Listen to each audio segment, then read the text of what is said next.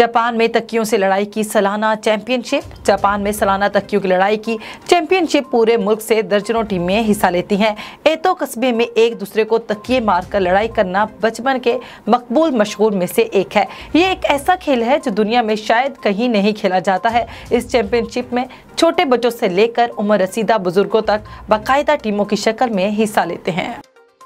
तिरछी नजरों वाली बच्ची की वायरल मीम डिजिटल नीलामी के लिए पेश। 2 बरस की उम्र में इंटरनेट पर अपनी एक तस्वीर की वजह से सेलिब्रिटी बनने वाली बच्ची सालों बाद अब वही तस्वीर NFT पर हजारों डॉलर में नीलाम कर रही है। बोली का आगाज 5 क्रिप्टो करेंसी से होगा जो इस वक्त $15,000 के बराबर है। अरबी खताती में शाह सलमान की सबसे बड़ी पोर्ट्रेट तैयार। सऊदी अरब के एक आर्टिस्ट ने अरबी खताती के मुख्तलिफ अंदाज इस्तेमाल करते हुए शाह सलमान बिन अब्दुल अजीज की सबसे बड़ी पोर्ट्रेट तैयार की है। पेंटिंग 30 मीटर ऊंची और 20 मीटर चौड़ी है। इसकी तैयारी में 1.5 साल का अरसा लगा।